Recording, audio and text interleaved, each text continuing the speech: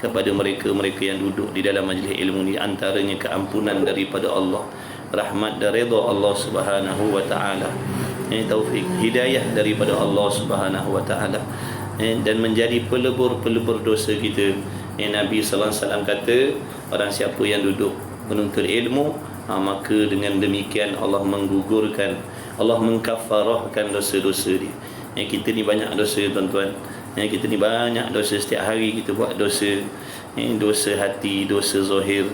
Maka dengan kita duduk di dalam majlis-majlis yang sebegini, apa yang dikhabarkan oleh Rasul, dosa-dosa kita itu diampunkan oleh Allah Subhanahu wa taala. Jadi alhamdulillah, mudah-mudahan Allah Ta'ala selalu dan sentiasa pilih kita, bagi taufik kepada kita berperang dengan hawa nafsu yang malas mengaji, berperang dengan hawa nafsu yang tak nak belajar agama, berperang dengan dunia yang menyibukkan kita daripada kita menuntut ilmu. Mudah-mudahan jadi sama-sama insya-Allah kita mengikhlaskan hati kita, memperbetulkan qasad serta niat kita dalam belajar ni, belajar kerana Allah, belajar kerana menuntut ilmu ini suatu kewajipan ke atas kita orang Islam, dan belajar untuk kita mengetahui kelemahan kesilapan kita dalam ibadah, belajar kerana nak menghidupkan agama di dalam diri kita.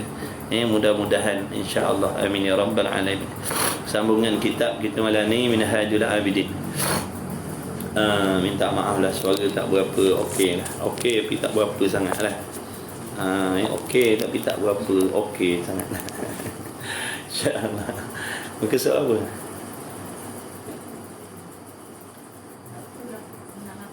Ha? 198.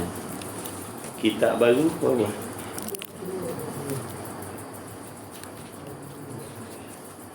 Siapa yang itu? Kitab tu 212. Tak baru 212. 198 perenggan berapa dah?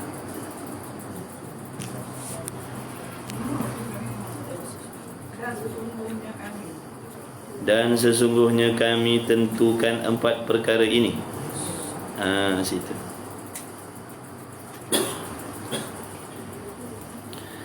Bismillahirrahmanirrahim. Qala al-muallifu rahimahullahu ta'ala, wa nafa'ana wa iyyakum bi'ulumihi wa bi'ulumi masyayikhina fid darain, amin ya rabbal alamin. Dan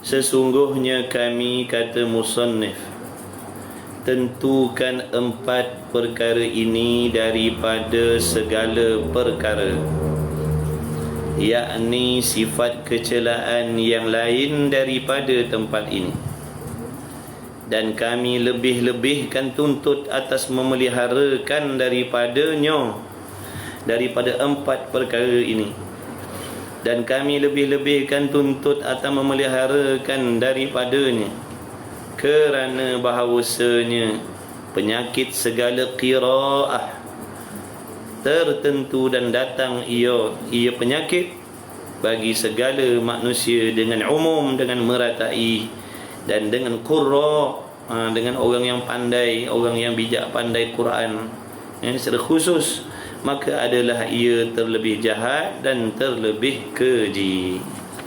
Itu 4 perkara, 4 penyakit lah. Jadi kenapa dia ditentukan, kenapa dituntut sangat dah 4 perkara tu? Kerana perkara ni meratai, penyakit ni meratai, sampai orang yang alim, orang yang pandai Quran, yang pandai hadis pun terkena juga penyakit yang membinasakan ibadah.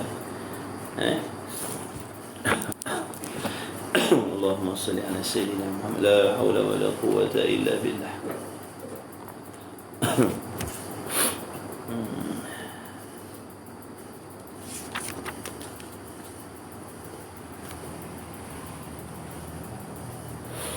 Dan sesungguhnya kami tentukan, Nabi, engkau lihat seseorang lelaki yang qari. Engkau lihat maknanya engkau tilik laki-laki yang qari. Sebut laki-laki, masuklah perempuan. Orang qari ni apa makna orang qari? Orang qari ni apa qari? Orang pandai baca Quran, Dia faham erti dan makna Quran.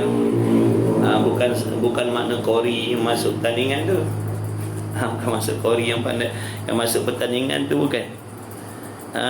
Ni kori dengan makna orang yang pandai, dia ada ilmu tentang Quran, dia faham tentang Quran.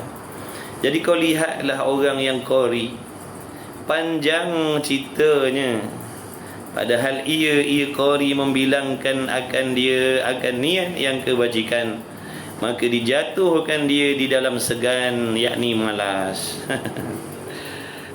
Tu orang kori tu, orang yang pandai Quran, orang yang faham, orang yang alim. Di dalam hatinya pun ada penyakit panjang angan-angan. Itu maksudnya. Panjang cita-citanya. Yang alim Quran pun, yang alim Quran pun ada penyakit panjang angan-angan, apatah lagi kita. Apatah lagi kita yang tak faham, yang tak pandai Quran ni. Orang yang alim tentang Quran pun dia ada penyakit panjang angan-angan. Apa maksud penyakit panjang angan-angan? Rasa lambat mati, berasa banyak lagi peluang nak belajar, maka kita tangguh-tangguhkan belajar, nantilah dulu, biarlah dulu, yang bekerja nanti pencen. yang bujang nanti berbini baru ngaji, yang bini nanti ada anak baru seronok bawa anak pergi majlis ilmu. Duk tangguh-tangguh gitu. Yang sihat kata nantilah dulu. Itu penyakit panjang angan-angan, yang membinasakan gitu. Padahal kematian tu bukan nanti sihat, bukan nanti sakit, bukan nanti tua, betul tak? Banyak aja yang muda-muda mati, betul tak? Dekat highway tu, kat jalan tu bersepah mati muda-muda. Kemalangan sini, kemalangan sana. Cuba kita fikirkan macam mana tu nak hadap sakaratul maut. Macam mana nak hadap alam barzah dalam keadaan tidak ada persiapan, sedangkan dia dah mukallaf. Apa maksud mukallaf? Orang yang dah diberatkan hukum Allah. Macam anak-anak kita umur balik. Kalau laki-laki balik berapa? Ada yang 10 10 tahun balik dah, keluar mani dah. 13 tahun dah balik dah. Makna dia dosa pahala dia dah kena tanggung sendiri, bukan mak ayah dah. Jadi kalau mati dalam keadaan begitu, umur 15, 16, 17, tak ada agama, tak kenal Tuhan, tak tahu halal haram, macam mana nasib dia alam barzah? Dia tetap ditanya macam orang lain. Kecuali dia belum mukallaf lagi. Kecuali dia belum balik. Itu selamatlah dia. Dia mati sebelum balik. Orang tak balik lagi, dia makna dosa pahala atas mak ayah dia. Nampak tak? Anak-anak kita umur 9 tahun tak balik lagi, itu dosa dia tak tanggung lagi. Bila balik, dosa dia kena tanggung dah. Dia tak semayang, nanti dia azab. Semayangnya tak sah, nanti ditanya. Hatinya kotor, nanti ditanya. Derhaka mak ayah, dia kena tanya. Sebab dia dah mukallaf, orang yang diberatkan hukum Allah. Dengan sebab itu, Imam Ghazali rahimahullah ta'ala mengingatkan kita ni, siapa pun kita, tua, muda, kaya, miskin, laki, perempuan, jangan ada penyakit tu dalam hati kita. Ini antara penyakit-penyakit yang wajib kita kena kenal. Kita kena cari dalam hati kita. Ada tak benda ni dalam hati? Kerana kalau ada, cepat-cepat buang, cepat-cepat rawat. Jangan biarkan. Sebab penyakit ni membinasakan kita dalam keadaan kita tak perasan. Dalam keadaan kita tak perasan, kita dibinasakan oleh penyakit panjang angan-angan.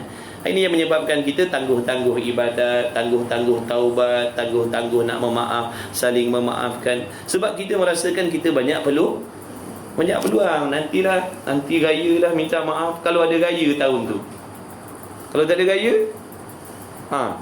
tak adalah kita minta maaf. Kalau yang bergaduh, nanti besok-besok kita tak tahu berapa ramai orang mati dalam tidur, betul tak? Jadi kita ni kena selalu ingat mati. Mati tu datang tiba-tiba.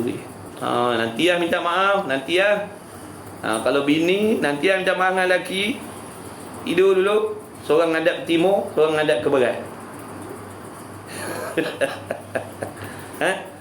Seorang ngadap ke timur, seorang ngadap ke barat. Tidur dalam hati yang berpenyakit. Na'udzubillah min zalik. Takut-takut kalau mati dalam tidur macam. Sebab tu sebelum tidur ni kita kena ingat Tidur ni sebahagian daripada kematian. Kalau Allah bagi rahmat kita, besok kita bangun balik. Kalau tak, tidur terus.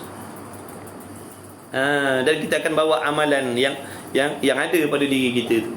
Kita akan bawa sifat-sifat yang ada dalam hati kita. Kita mati. Na'udzubillah min zalik. Sebab tu jangan panjang angan-angan. Kita berasa kena ingat mati selalu. Bila kita ingat mati selalu, insya-Allah kita akan ada keinginan untuk berusaha memperbaiki, membuat persiapan secepat mungkin. Waktu kerja agama. Kerja mesti aku nak duduk atas dunia ni, aku tak nak meminta-minta, aku tak nak minta sedekah, aku tak nak anak bini aku duk minta sedekah, jadi aku kena bekerja. Tapi bukan bermakna dengan bekerja tadi aku dibenarkan meninggalkan menuntut ilmu. Tak boleh. Menuntut ilmu itu fardu. Mencari duit untuk keselesaan dunia, mencari ilmu untuk keselesaan akhirat. Kalau kita habiskan masa kita atas dunia ni dengan bersibuk berbimbang mencari rezeki saja, maka kita akan diberi oleh Allah kalau ada kesenangan dunia saja. Sebenarnya tak senang juga pun. Api kena bayar, rotek kena bayar. Tak senang pun.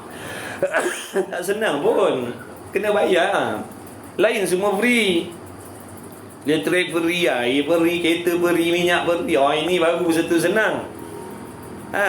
Kita tengok orang kaya. Orang kaya lagi besar belanja dia.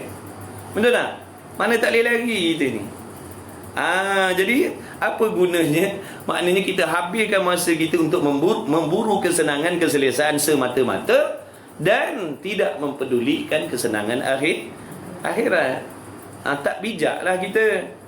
Kalau hidup di tempat yang sementara ni pun kita nak selamat, nak sedap, nak seronok, nak selesa. Takkan tempat yang berkekalan di sana kita nak susah, kita nak payah, kita nak azab. Kalau orang yang bijak, yang cerdik, dia akan fikir, kalau dah tempat sementara pun aku nak selesa, nak anak bini aku selesa, kalau selepas mati besok di hari kiamat, lagi-lagilah nak selesa. Sebab keselesaan, kekayaan, kebahagiaan di hari kiamat itu bersifat kekal. Maknanya tidak dibinasakan oleh Allah. Apa yang kau miliki, besok kau akan miliki selama-lamanya.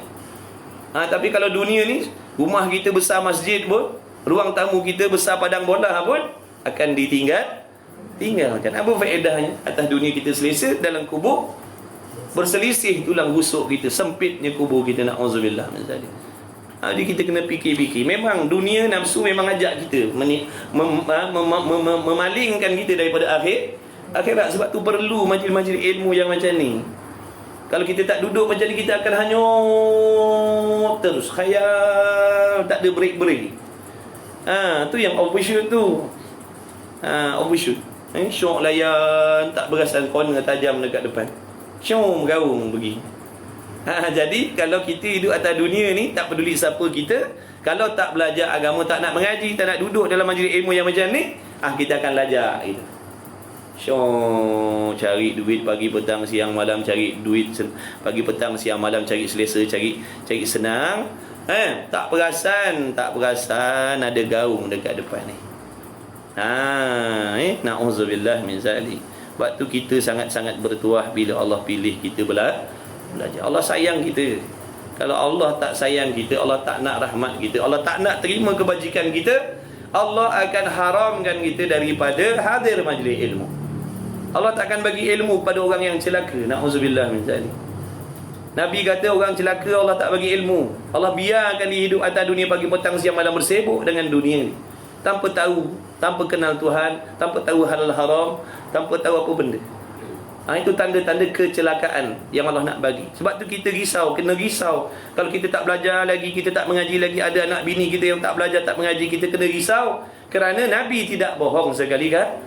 Nabi tak bohong. Nabi kalau Nabi kata celaka, celakalah. Nabi sebut ilmu tak diberi kepada orang yang celaka. Maknanya orang yang tak berilmu, orang tak belajar, golongan celaka dunia, celaka akhirat. Apa maksud celaka dunia? Dia akan mendapat kecelakaan di dunia. Apa kecelakaan dunia? Umurnya disia-siakan. Padahal umur ni modal untuk ibadah. Orang lain umur pendek, banyak amal, banyak ilmu, banyak amal, banyak kebajikan yang dia bawa balik. Kita Allah bagi umur lagi panjang daripada orang lain, tapi tak ada kebajikan yang kita bawa. Sebab apa? Amalan kita sia-sia, tak diterima oleh Allah kerana cara buatnya menyalahi. Sebab kita tak ada masa nak belajar, tak ada masa nak ambil tahu. Kita beribadat juga, tapi beribadat dalam keadaan tiru-tiru orang, agak-agak, rasa-rasa, ikut-ikut, padahal cara buatnya salah. Ini celaka dunia satu dah. Kemudian apa? Amalannya tak diterima oleh Allah, sia-sia umurnya. Kesempatan atas dunia ni disia-siakan. Kecelakaan akhirat pula, diazab oleh Allah. Itu maksud. Ada pun orang yang Allah nak beri kebahagiaan dunia akhirat, Allah akan pilih dia dengan kehendak Allah. Allah jadikan dia penuntut ilmu, walau siapa pun dia. Walaupun dia ahli maksiat, Allah pilih dia letakkan dalam majlis ilmu. Itu tanda-tanda Allah nak beri kebahagiaan pada dia. Sebab tu kita kena bersyukur. Alhamdulillah. Kalau tanya saya, nak mengaji kita nak? Saya memang tak nak mengaji. Nafsu memang tak nak ikut perintah Allah. Nafsu fikir lebih baik kita duduk berehat, seronok, makan, minum, lepak dengan anak bini, pergi berjalan. Itu yang nafsu kita nak. Kita kena jujur. Sebab tu yang nama ibadah ni, kalau tak paksa, takkan boleh buat. Sebab nafsu memang cenderung kepada apa? Yang membinasakan, perkara yang tidak ada berfaedah. Sebab tu Allah suruh kita gunakan akal kita ni, fikir mana yang terbaik untuk kita, mana yang menyelamatkan. Kena sabarlah. Ada kesenangan yang jauh lebih dahsyat lepas daripada kiamat tu besok. Bukan kesenangan atas dunia ni dah. Ada kesenangan yang lebih dahsyat, makan minum yang lebih dahsyat, pakaian yang lebih dahsyat, rumah mahligai yang lebih dahsyat, tanah kerajaan yang lebih dahsyat yang Allah akan bagi pada setiap penghuni syurga. Sabarlah. Kita orang beriman ni, syurga dunia ni ibaratnya seperti penjara. Ada banyak sempadan. Tak semua tempat kita boleh pergi, tak semua benda kita boleh buat. Tak seperti orang yang tak beriman. Orang tak beriman, dia bebas atas dunia. Dunia tanpa sempadan bagi dia. Apa nak buat boleh, apa nak makan boleh, apa nak pakai boleh, apa nak pergi boleh. Ikutlah. Dunia ibarat syurga bagi orang tak beriman. Tapi kalau kita beriman, kita akan dapat rasakan sekatan-sekatan. Aku tak boleh gini. Aku tak boleh gini. Tak boleh gini. Tak boleh gini. Sedangkan yang halal pun ada batasan juga. Jangan kata yang haram, yang halal pun ada batasan yang Allah letakkan. Jangan sampai yang halal tadi melupakan kau kepada akhirat. Jangan kau cari banyak-banyak padahal yang kau nak pakainya sedikit. Kita nak makan sepinggan, kita menanak sampai sekawah. Kan buang masa, betul tak? Kalau kita nak ikutkan goti pun cukup, jimat masa. Tapi sekawah kita masak, sembelih kambing, sembelih lembu. Berapa masa nak ambil tu? Sehari suntuk nak menyiapkan, padahal nak makannya sepinggan. Itulah ibaratnya orang yang tidak bijak mencari rezeki yang halal atas dunia. Yang dia nak pakai untuk ibadat terlalu sedikit, tapi dia sibukkan dirinya mencari kesenangan yang sampai habis masanya tak ada peluang nak menuntut ilmu, nak beribadah. Itu ibarat ulama buat macam tu, gambaran. Kan kita habis masa kita, contohlah 24 jam. 24 jam kita ambil satu hari lah, kita ambil 24 jam, kita nak makan sepinggan. Kalau nak makan sepinggan ni, rasanya menanak 1 jam cukup kot, siap masak semua. Untuk nak makan seorang. Tapi dah, saya ni oleh kerana nak jamu nafsu saya, saya masak sampai sekawah. Sampai setengah hari tak siap lagi. Habis masa. Semayang entah ke mana, mengaji entah ke mana. Sebab apa tadi? Bersibuk nak masak yang halal. Bukan nak masak haram, nak masak benda halal. Nampak tak saya dah buang masa situ? Padahal kalau saya masak 1 jam tadi, ada lagi masa untuk saya solat, ada masa untuk saya pergi cari ilmu. Itu gambarannya. Jangan kita ingat mentang-mentang halal kita boleh pukul semua. Bukan mentang-mentang halal kita boleh pukul semua dah. Nanti membinasakan kita. Lupa syok dia, dunia ni syok. Dunia ni syok. Dapat 10 nak 20, dapat 20 nak 30, 30 nak 100, 100 nak 1000. Dia memang takkan puas sampai bila-bila, sampai mati tak puas. Jadi perlu ada majlis ilmu macam ni supaya kita teringat balik. Undur balik. Break balik. Kalau tak dia lajak macam tu, terjun kau. Habis. Tu antara sebabnya apa? Panjang angan. Bila panjang angan-angan, kata Imam Ghazali, maka dijatuhkan dia di dalam segan, jadi malas nak beribadah. Segan di sini dengan malas. Malas sembahyang, malas mengaji ya. Nanti lu sihat lagi. Ustaz tu muda lagi. Nanti lu. Tidak tahu ramai yang mati muda-muda. Tak tu gugur mati, kita mati. Berapa banyak orang tukang suap bubur mati dulu daripada yang kena suap. Yang kena suap tak mati, tukang suap mati. Tunggu kat hospital mana biasa bawa bubur, dah ke petang tak datang, rupa dah meninggal. Yang tukang suap bubur mati dulu. Siapa sangka? Mana? Yang tukang jaga orang sakit yang mati, yang sakit tak mati. Mati ni datang tiba-tiba. Imam Ghazali kata, ingat mati tu bagus, tapi yang terlebih bagus, ingat mati terkejut, itu terlebih bagus. Mati mendadak, mati tanpa ada notis, tiba-tiba je. Tu ingat mati terkejut tu lebih memberi kesan pada diri kita daripada ingat mati. Ingat mati ni mati boleh jadi esok, lusa, minggu depan, tahun depan. Itu ingat mati. Tapi kalau ingat mati mendadak, mati terkejut, contohnya kalau nak tidur, barangkali dalam tidur ni Allah ambil nyawa tu. Jadi situ kita lagi takut. Ya Allah, aku ampunkanlah anak bini aku. Ya Allah, aku tak nak kalau aku mati malam ni dalam tidur, ada lagi benda tak selesai dalam hati aku. Aku tak nak, ya Allah. Tu faedah ingat mati terkejut. Mati ni bila sebut jadi tawar habislah benda-benda dunia. Tawar habis benda dunia. Nafsu tak suka ingat mati. Nafsu suka ingat panjang umur. Supaya dia boleh berseronok habiskan masa dia. Wal asri innal insana lafi khusrin. Demi masa manusia ni dalam rugi. Allah bagi modal meniaga tapi tak bawa untung, bahkan muflislah pula. Umur ni modal. Orang lain dapat modal sama macam kita, tapi untung melipat kali. Kita modal sama, dapat juga pinjaman modal, tapi kita guna beli motor. Bukan berniaga. Pinjam modal, tunggu berniaga. Kita pinjam modal beli motor. Tak ada untung lah motor tu je dah skuter. Dah kalau rosak, nanyalah pula nak repair. Orang lain gunakan modal tadi berniaga, lipat kali ganda untung dia. Allah bagi kita umur untuk ibadat, kita guna umur untuk buat benda lain. Tu rugi kita. Salah guna modal yang Allah bagi, salah guna umur yang Allah bagi. Jadi waspada, walaupun mencari rezeki yang halal, waspada, jangan langgar sempadan kewajipan yang lain. Cari rezeki ada sempadan dia, menuntut ilmu ada sempadan dia, solat ada sempadan dia. Jadi jangan langgar sempadan orang. Jangan langgar sempadan orang. Ada yang fikir gitu. Dia fikir aku dah cari rezeki halal, aku dah buat benda wajib, jadi tak perlulah aku nak pergi mengaji. Aku dah menunaikan kewajipan. Dia tak sedar dia dah langgar masuk kawasan orang lain tau. Dia mencari rezeki, langgar waktu semayang, langgar sempadan semayang, langgar sempadan menuntut ilmu. Mana boleh masuk sempadan orang dah. Kalau kambing makan dekat porak kita tak apa, nak masuk porak orang makan. Mana boleh. Tu porak, tak tu porak. Takkan orang gantung panjang tak tu porak apa. Orang kiil lain lah.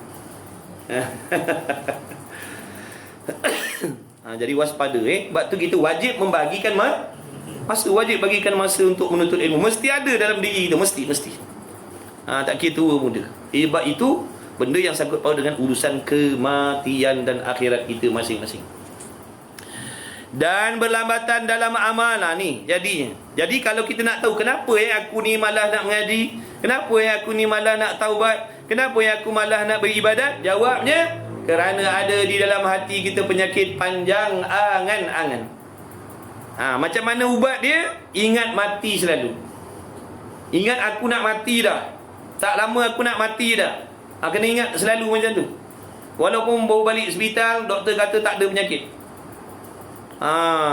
Balik hospital, doktor kata tak ada jantung, tak ada, buah pinggang tak ada. Makcik ni, makcik jatuh tak ada, buah pinggang tak ada, dah tinggi tak ada. Tak ada semua dalam perut dia. Tak peduli. Ramai orang balik hospital mati tengah jalan. Tak sampai ke rumah, baru lepas check up. Sihat, tapi mati tengah jalan. Allah jadikan asbab kemalangan mati dia, bukan asbab sakit dia. Jadi jangan tunggu nanti bisnes dah meletup baru nak mengaji. Jangan. Ngaji dulu. Bila kita intansurullah yansurkum. Bila kita tolong, bila kamu tolong agama Allah, bila kita tolong Allah, makna tolong agama Allah, Allah akan tolong kita. Allah akan tolong kita, yakinlah Allah akan permudahkan. Intansurullah yansurkum, itu janji Allah. Bila kau tolong Allah, apa maksud tolong Allah? Ikut perintah dia. Allah akan tolong, mudahkan urusan kita. Jangan risau. Adalah sebab-sebab yang Allah akan jadikan untuk memudahkan urusan rezeki kita. Engkau lihat akan dia menyegerakan tempat kebajikan, maka putus ia daripadanya. Ada kala macam tu. Segera nak buat baik, tapi akhirnya berputus asa. Jadi jangan gopoh-gopoh kita. Jangan tergopoh-gopoh. Nak buat baik bagus, tapi jangan gopoh. Kalau gopoh ni nanti dia akan jadi kita putus asa. Jangan gopoh, man-man, relax. Maknanya mengaji je dah. Slow-slow, jangan pulun sangat maksudnya. Jangan pulun sangat, nanti letih dah tak nak buat dah. Nanti letih dah tak nak buat dah. Aku menyegerakan pada memperkenankan doa yang soleh. Tak sabar. Tak sabar nak Allah kabulkan doa kita. Itu tergopoh dah tu. Ya Allah, bila nak bagi? Ya Allah, bila nak bagi? Ya Allah, bila nak bagi? Kau kata ud'uni astajib lakum, mintalah nanti aku kabulkan. Tak kabul pun, tak dapat pun, ni jaga. Jangan dengan sebab doa kita tu tak dikabulkan oleh Allah pada masa dan pada waktu yang kita nak, ataupun tak dapat seperti yang kita nak, sebiji macam yang kita nak, kita dah mula meragui Allah. Jangan, na'udzubillah min zalik. Kata ulama, apabila doa-doa kita itu tidak dikabulkan oleh Allah pada masa dan yang kita nak, seperti apa yang kita nak, jangan jadikan perkara itu tempat engkau mula nak bersangka jahat dengan Allah. Dah tu nak buat macam mana? Wajib bersangka baik dengan Allah, walaupun doa kita tu tak nyata seperti yang kita nak. Macam mana cara dia? Antara caranya, kata ulama, hendaklah kau bersangka di dalam hati bahawasanya apa yang aku minta itu telah diberi oleh Allah, tapi dengan yang terlebih baik daripada apa yang aku nak. Cuma aku tak perasan benda. Kita minta banyak duit, Allah bagi kita banyak taufik beribadah. Contoh, kita minta duit, ya Allah mewahkan aku duit, mewahkan aku harta. Allah tak bagi tu. Allah mewahkan kita dengan taufik. Apa taufik? Bantuan Allah kepada hamba untuk beribadah, bantuan Allah kepada hamba untuk meninggalkan maksiat dan melakukan tak. Mana lebih bernilai antara dua? Harta kekayaan dengan taufik ibadat, mana bernilai? Taufik ibadah lebih bernilai daripada harta kekayaan.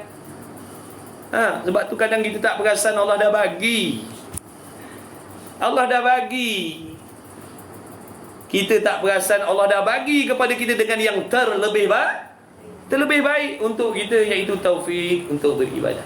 Berapa ramai orang kaya tapi lumpuh tubuhnya nak beribadat.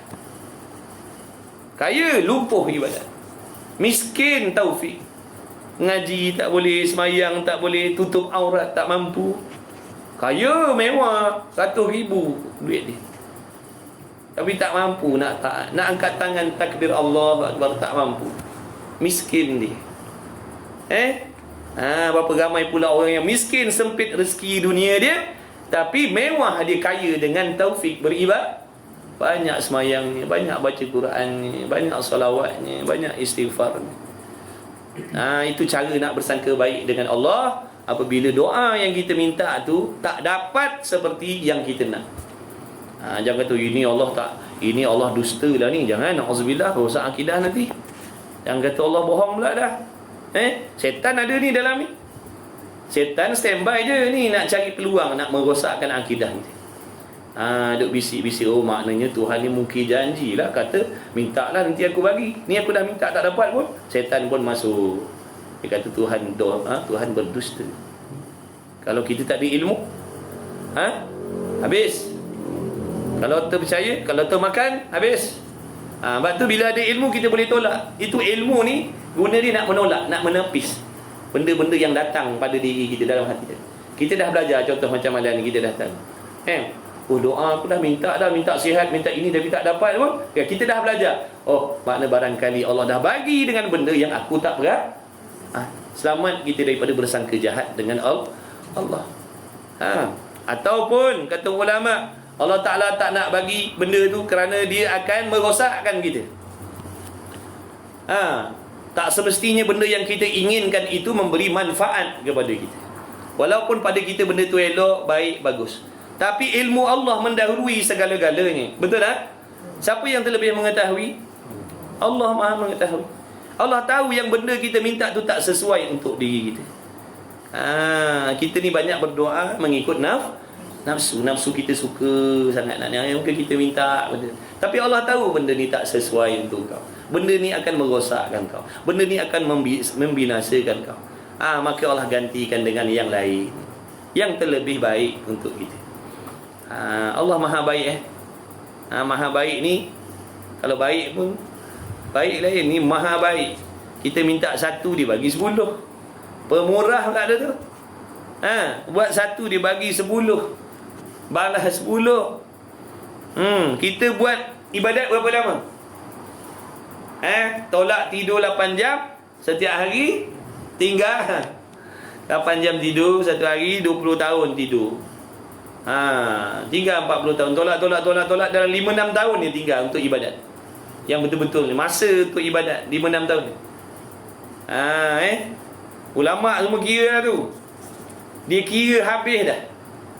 Sebab Allah Ta'ala kata demi masa kita rugi. Dia kira masa. Satu hari 8 jam tidur. Kalau selama 60 tahun, dihimpunkan 8 jam selama 60 tahun tu, menyamai 20 tahun tidur. 20 tahun untuk tidur saja. Tinggal 40 tahun.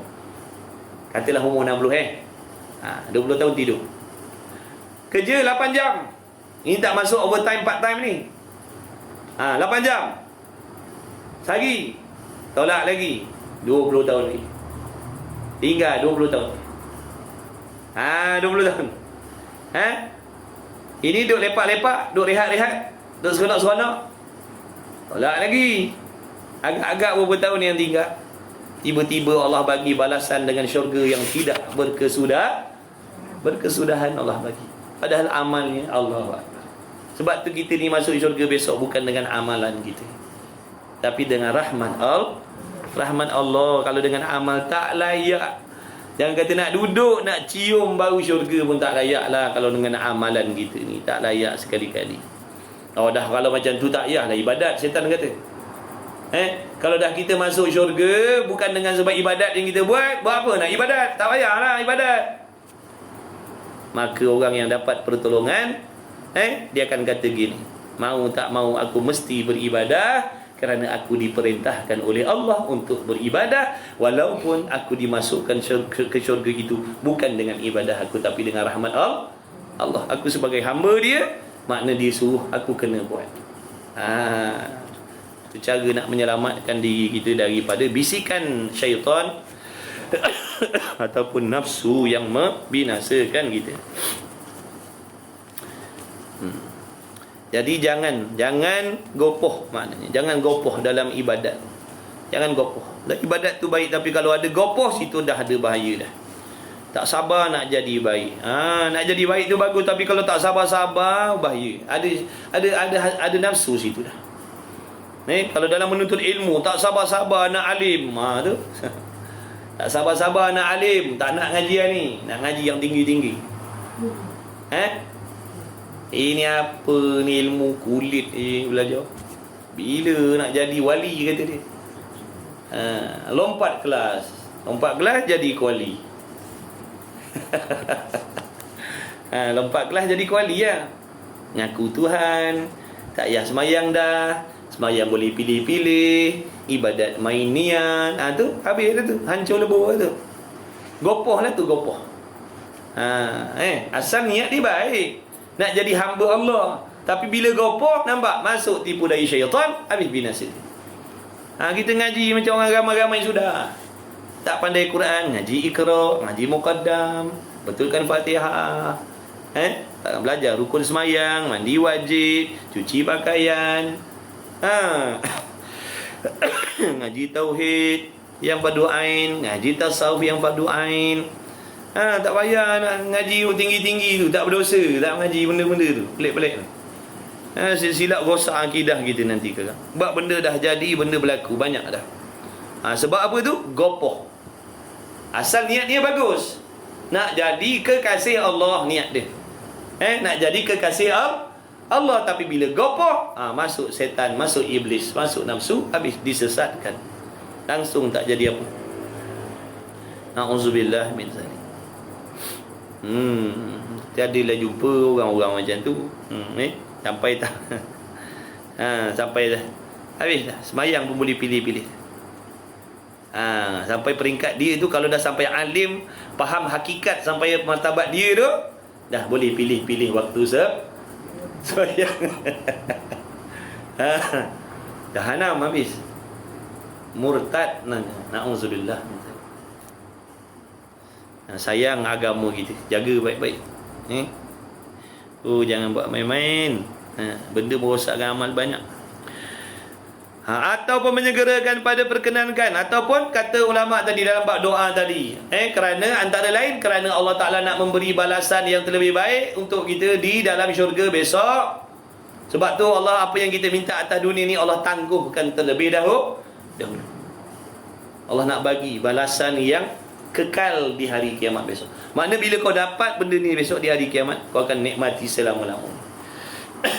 Kalau Allah, kita nak minta Allah jadikan rumah tangga kita daripada intan belian atas dunia ni, Allah boleh buat. Tak ada mustahil bagi Allah. Tiba-tiba tidur, masuk rumah perak dalam pintu rumah kita, berkarung-karung. Allah Maha Kuasa nak buat, tak mustahil pun. Selang 2 hari mati, nak buat apa? Selang 2 hari mana nak buat ada benda tu? Nampak tak? Sebab tu Allah tak bagi kita, kerana Allah nak bagi dengan nikmat yang kekalan. Nanti kau hari akhirat besok kau ambil lah, dan syurga besok ambil lah. Kau akan dapat nikmati selama-lamanya, kau miliki selama-lamanya. Takkan hidang, takkan kurang. Nikmat dalam syurga tak berkurang, malah bertambah-tambah. Nikmat, kelazatan dalam syurga tak berkurangan dan tak sama. Dia semakin sentiasa berganti-ganti. Sebab tu tak jemu dalam syurga. Duduklah selama-lama dalam syurga, bukan 100 juta tahun dalam syurga tu, selama-lamanya. Umur kita di hari kiamat besok selama-lamanya. Bukan maksud selama-lama bakok seperti Allah, tidak. Kita menerima kebinasaan, tapi Allah tidak kehendak nak membinasakan kita. Itu mengikut janji Allah. Yang syurga kekal selama-lama dalam syurga, yang neraka kekal dalam neraka selama-lamanya. Jadi selama-lama nikmat dalam syurga tu tak ada yang sama. Nikmat lazat sedap dia berganti-ganti, sentiasa berlainan. Kelazatan dia semakin bertambah, sehingga tak jemu duduk dalam syurga. Atas dunia ni jemu, kaya macam mana pun jemu. Tengok orang kaya-kaya jutawan tu, akhirnya makan lempeng ke? Makan lempeng. Datuk, apa barang ni? Lempeng. Bosan. Hari-hari duk makan ikan kelisa, hari-hari makan.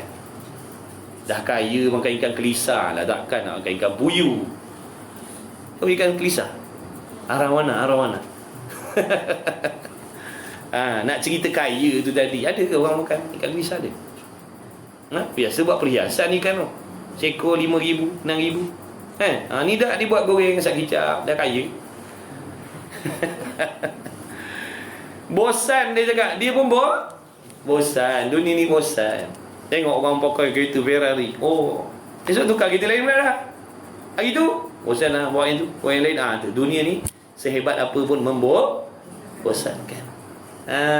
Tapi di syurga besok tak ada bosan. Sebab nikmatnya berganti. Yang makna seronok lah syurga. Kalau nak perbaiki amalan kita, buat persiapan yang baik. Betulkan hati, bersihkan hati, kenal Tuhan, belajar tahu halal haram, ya. Waktu cari dunia, cari akhirat gitu. Jangan habis pulun dunia, jangan nanti melepas kita, na'udzubillah. Atau menyegerakan pada memperkenankan doa yang soleh, maka barangkali belum lagi sampai ketikanya, maka diharamkan yang demikian itu. Ditegah oleh Allah daripada demikian itu. Jadi sabar dalam berdoa pun sabar. Dan jangan tamak dalam berdoa. Berdoa boleh, jangan tamak. Macam mana tu? Tamak dalam berdoa macam mana? Minta tanpa ada rasa takut dengan kebinasaan benda yang kita minta. Kalau nak kaya, minta kaya semata-mata, tak peduli. Ya Allah, bagilah aku kaya jadi aku jutawan, aku tak peduli. Aku nak juga, tak peduli. Nak juga, bagilah ya Allah. Aku tak peduli. Nak kaya juga, ya Allah. Jadi itu namanya tamak dalam berdoa. Apa pun jangan tamak, kena kaitkan. Kait, ya Allah, sekiranya kekayaan yang aku minta ni memberi kebaikan untuk aku dunia, lebih-lebih lagi akhirat, tidak menjadi asbab aku binasa, tak menjadi asbab aku maksiat, tak menjadi asbab aku leka lupa daripada Engkau, ya Allah. Kabulkanlah, permudahkanlah, ya Allah. Istajib doa, ya Allah. Tapi seandainya kaya ni, mewah ni, selesa ni menjadikan aku makin leka, makin lupa, makin lalai, makin jahat, makin maksiat, Kau jauhkanlah, ya Allah. Aku tak nak. Aku tak nak kekayaan, keselesaan yang jadi sebab aku lupa daripada Kau. Aku tak nak, ya Allah. Itu nama kaitkan dalam doa. Boleh minta, bukan tak boleh, tapi kaitkan. Itu tanda-tanda kita takut kebinasaan. Sebab kita tak tahu benda akan datang kan. Dulu miskin tak judi, kaya dah judi dah. Dulu waktu miskin hidup sederhana, tak ada main perempuan, sekarang kaki perempuan. Dah kaya, duit banyak, petik jari je masuk kereta, petik jari je masuk kereta, tukar-tukar perempuan, duit banyak. Nampak tak? Kita tak tahu benda tu. Tidak mustahil berlaku, tak mustahil. Sebelum dapat memang lah. Kita kata orang kata, kalau kaya aku nak buat masjid kat kampung aku, 3 biji masjid aku nak buat. Dah dapat kin salam. Pernah dengar lagu Kalau Aku Kaya? Takkan tak pernah. Kalau aku kaya kan ada lagu. Macam-macam impian dia kalau aku kaya. Tampalkan jalan, lubang-lubang semua aku tampalkan. Bil-bil air, bil elektrik orang kampung semua aku nak tolong bayarkan. Dah kaya, kau bayarlah sendiri. Apa pasal pula aku nak tolong bayar? Nampak tak? Takut jadi macam tu. Benda akan datang. Sebab tu kaitkan, ya Allah, bagilah aku harta, kekayaan, kemewahan seandainya ia menjadi sebab aku lebih takwa, lebih dekat dengan Kau, lebih mudah ibadat, permudahkan ya Allah. Tapi kalau benda ni, kaya ni, projek ni mencelakakan aku di hari kiamat masa akan datang ni, jauhkanlah ya Allah. Macam tu cara berdoa. Baru tidak termasuk dalam golongan orang yang tamak dalam berdoa. Kemudian Allahumma salli ala Muhammad. Atau menyegerakan mendoa atas seorang dengan kejahatan. Ni pula ni. Maka menyesal atas yang demikian itu. Seperti barang yang disebutkan daripada Nabi Allah Nuh alaihi salatu wassalam. Makna jangan gopoh nak berdoa ke mudaratan entah orang. Orang buat jahat dengan kita, orang hasad dengki dengan kita, orang tak nak dengar cakap kita, terus tanda tangan, ya Allah, kau terlongkupkanlah dia ni. Ya Allah, kau binasakanlah dia. Ya Allah, kau susahkanlah hidup. Jangan tuan-tuan, jangan. Sabar. Sabar. Takut nanti menyesal. Nanti menyesal gitu. Biar andai kata doa tu dikabulkan oleh Allah, berlaku benda tu, tiba-tiba baru kita sedar salah kita, nampak tak? Menyesal. Ibu bapa jaga baik-baik. Jangan dengan sebab masalah anak-anak kita doakan yang tak elok untuk anak-anak. Jangan, na'udzubillah min zalik. Jangan, doa yang baik-baik. Doa yang baik-baik, selalu maafkan. Itulah ibu bapa yang baik. Jangan ada dendam dengan anak-anak. Jangan, walaupun anak tak dengar kata kita. Jadi orang yang selalu memaafkan orang lain. Baguslah, baik macam tu. Jangan dendam. Jangan Allah uji kita dengan orang-orang macam tu. Anak kita, bini kita makhluk kan? Makhluk tak anak bini kita? Makhluk lah. Sama lah dengan orang lain tu, makhluk sama je. Cuma yang ni namanya bini, yang ni namanya laki, yang ni namanya anak. Tapi makhluk Allah sama. Allah uji kita, tengok kemaksiatan orang, masalah orang tu, ujian untuk diri kita. Macam mana kita nak hadap benda tu? Maka hadaplah seperti yang Allah perintahkan. Jangan berdendam, jadi pemaaf, doakan yang elok-elok. Kau kena sedar, kau kena yakin kau tak ada kuasa nak mengubah orang lain. Yang kita boleh duduk macam ni, jaga diri macam ni, ini semata-mata rahmat Allah aja atas diri kita. Mereka tu tidak lagi diberi oleh Allah. Tak mustahil akan datang dia akan jadi jadi orang yang lebih baik, lebih mulia banding dengan kita lagi. Tak mustahil kita yang mengaji hari ni akan datang tinggal mengaji dah. Tak mustahil. Jadi kita kena ingat benda-benda tu. Jangan kita berasa sombong dengan ketaatan kita. Mentang-mentang kita mengaji, mengajar, semayang, aku baik, aku bagus, ni semua tak guna, ni semua. Jangan, na'udzubillah. Sabar, doa yang baik-baik. Doa yang baik. Ya Allah, bagilah hidayah, bagilah taufik, bagilah kefahaman. Kasihanilah dia. Berilah pertolongan pada dia. Bukakan pintu hatinya, ya Allah. Dia jadi gitu sebab dia tak nampak. Dia jadi gitu sebab dia tak faham. Kalau dia gerti, dia faham, dia takkan buat benda macam tu. Kalau dia dapat taufik, dia takkan buat benda macam tu. Aku pun macam tu juga. Aku kalau bukan dengan taufik Engkau, ya Allah, aku tak boleh nak begini, aku tak boleh nak semayang begini, aku tak boleh nak tutup aurat begini, aku tak boleh nak jaga perkataan begini. Kalau kau tak bagi taufik, mustahil aku boleh buat benda-benda ni, ya Allah. Kena ingat macam itulah hati kita. Kalau tak, nanti kita jadi ujub, perasan hebat kita. Padahal itu nikmat Allah yang Allah boleh bagi pada siapa bila-bila, dan Allah boleh ambil balik bila-bila masa yang Allah kehendak. Jangan gopoh. Ni anak buat masalah je, aku tak halalkan susu aku. Mudah, jangan. Doa yang baik-baik. Doa yang baik-baik. Ibu bapa yang baik dia akan doa yang baik-baik untuk anak dia. Kalau ibu bapa suka doa yang jahat-jahat untuk anak, dia sebenarnya bukan ibu bapa yang baik. Dia bukan ibu bapa yang baik. Ibu bapa yang baik akan doa yang baik-baik. Ya Allah, bagilah taufik anak aku noh. Bagilah taufik, bagilah petunjuk, ya Allah, bagilah kepahaman, bukalah pintu hati dia, ya Allah, kesianlah dia. Aku tak diubah dia, aku tak ada kuasa, ya Allah. Aku kalau ada kuasa boleh mengubah semua baik, ya Allah. Kalau kita ni ada kuasa boleh ubah, kita akan ubah diri kita dulu jadi yang terbaik. Ni kita tak ada kuasa, tuan-tuan, tak ada kuasa. Kita nak ubah hati kita, tak mampu kita. Nak hati baik tapi tak baik-baik kat hati kita.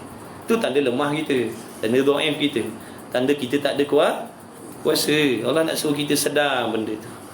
Kalau kita ada kuasa boleh mengubah, takkan ada seorang pun atas dunia ni yang bermasalah. Semua akan jadi orang elok semua. Tak ada yang nama pencuri, penyangak, penyamun, tak ada. Nasihat dia berubah terus. Tak ada orang jahat lah. Nampak tak? Kena ingatlah, kita ni tak kenal diri kita. Tak sedar diri kita, tak kenal diri kita, tu yang jadikan kita jadi macam tu, jadi sombong, jadi takabur, jadi ujub. Allah, batuk-batuk cari tempat berhenti balik awal sikit. Malam ni apa makan? Ayam hutan. Allah, tanya je. Dan engkau lihat, satu pendengar lagi, dan engkau lihat akan dia dengki. Nampak tak? Kalau tak sabar ni jadi dengki kita. Akan sebandingnya atas barang yang didatangkan mereka itu oleh Allah Ta'ala daripada kurnianya Allah, hingga terkadang sampai daripadanya yang demikian itu kepada tempat yang menanggungkan dia atas yang jahat-jahat, yakni perkelahian. Ni tak sabar, dengki. Tak boleh tengok orang senang. Tengok orang senang aja, mulalah harap-harap terlungkup lah kau, harap-harap miskin lah kau, harap-harap bercerai-berai lah kau, harap-harap sakit lah kau. Tu semua tu dengki lah tu. Tak boleh tengok saudara mara kita dapat nikmat. Tak suka tengok orang lain dapat nikmat. Sebab apa? Pada kita yang sepatutnya, kita yang terlebih mulia, kita yang terlebih layak dapat benda-benda ni. Orang lain ni, adik-beradik yang lain ni semua orang hina-hina, orang jahat-jahat. Kenapa pula diorang ni Allah Ta'ala bagi benda-benda yang macam ni? Mereka ni tak layak terima benda-benda macam ni. Orang jahat, orang maksiat, orang kotor, orang jijik. Ini dia, aku ni orang baik, orang mulia. Patut benda-benda ni milik aku, bukan milik diorang. Tu yang jadi dengki.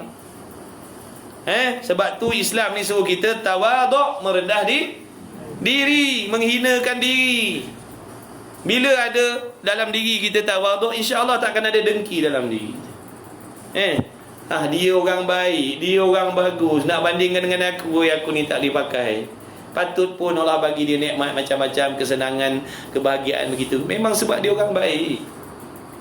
Aku ni tak dapat sebab aku bukan orang baik. Aku banyak dosa, banyak maksiat dengan Allah. Ada dengki tak? Tak. Tak ada dengki. Tapi bila ada takabur, akan ada dengki. Takabur ni apa? Kita merasa aku lebih daripada orang lain. Aku lebih baik daripada orang, aku lebih mulia daripada orang, aku lebih layak daripada orang. Jadi bila orang-orang yang kita anggap tak layak, tak baik, tak bagus dapat nikmat, di sini kita akan kata, mudah-mudahan hilanglah benda tu, sebab dia tak layak dapat benda tu. Tu penyakit hasad dengki. Antara puncanya takabur dalam diri.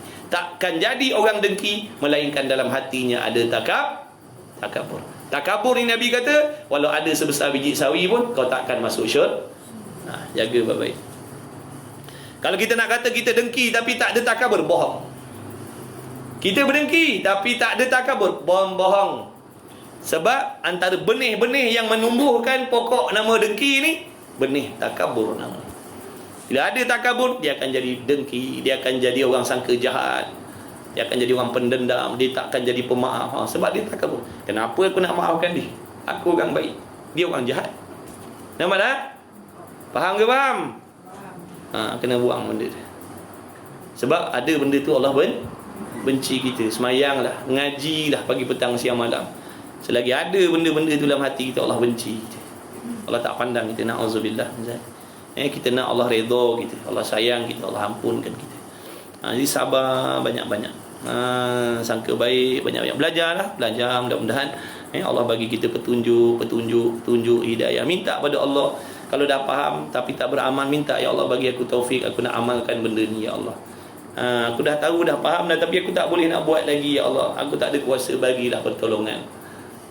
Minta. Hidayah pun minta, taufik pun minta. Hidayah apa makna hidayah? Ilmu lah. Petunjuk, kefahaman. Taufik, Allah tolong kita buat benda tu. Contoh malam ni kita dah belajar, kita dah tahu, dah faham. Tak mesti lagi kita boleh buat. Nak buat tu harap lagi bantuan Allah pula.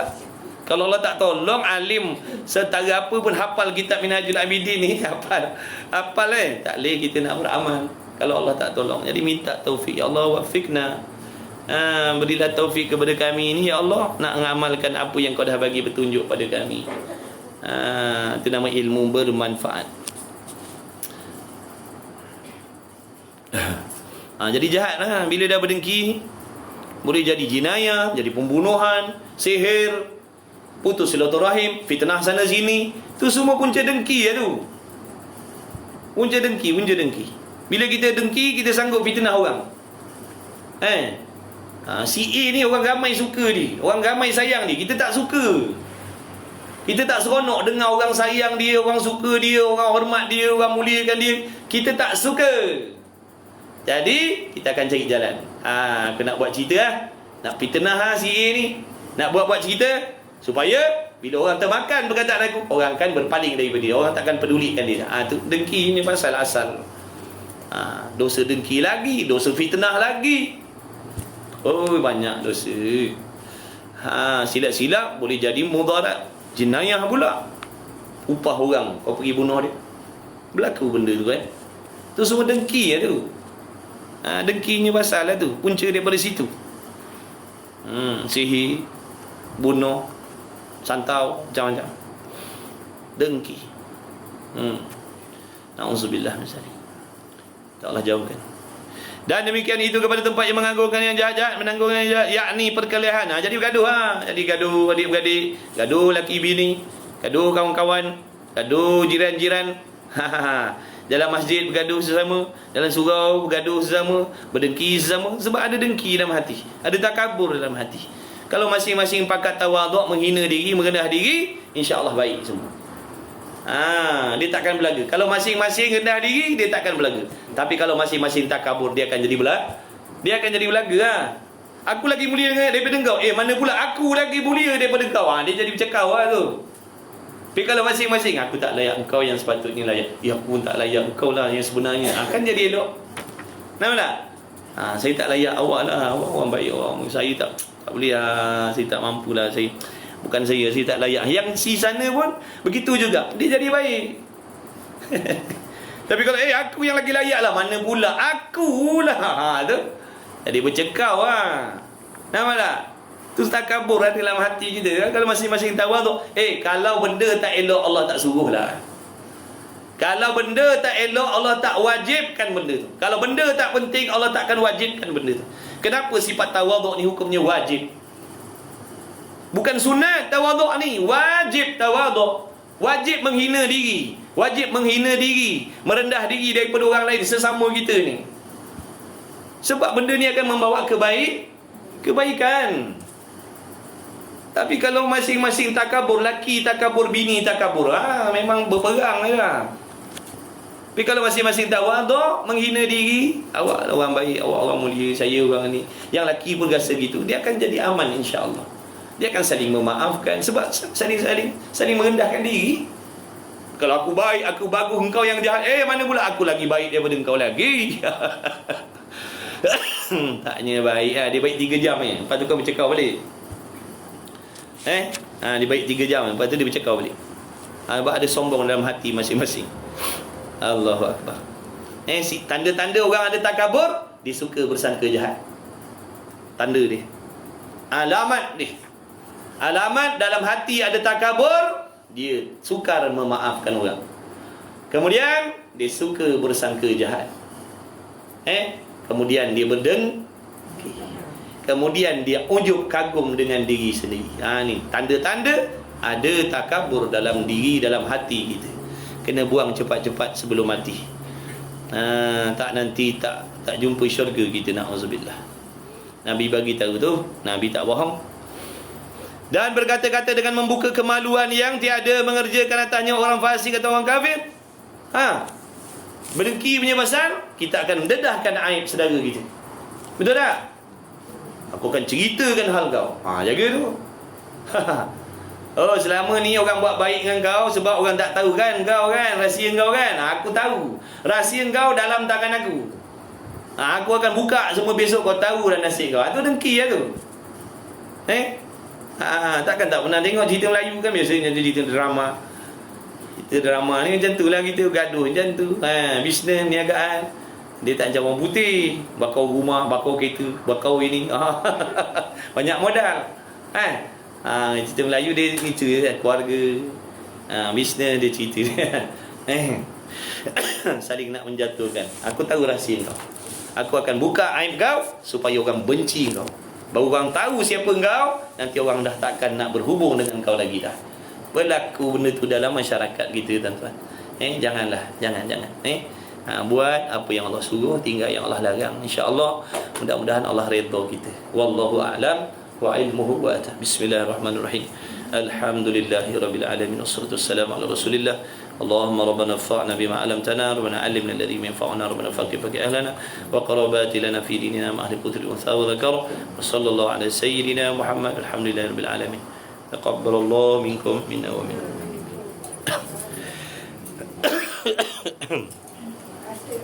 Sama-sama kasih makcik. Doakan saya.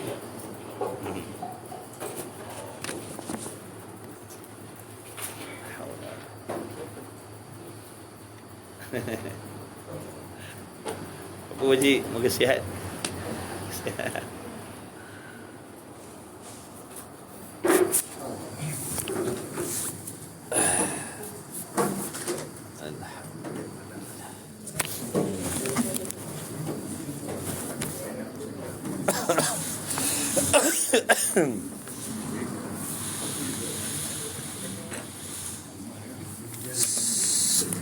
Sepuluh setengah, insyaAllah 10:30 ada kelas satu lagi.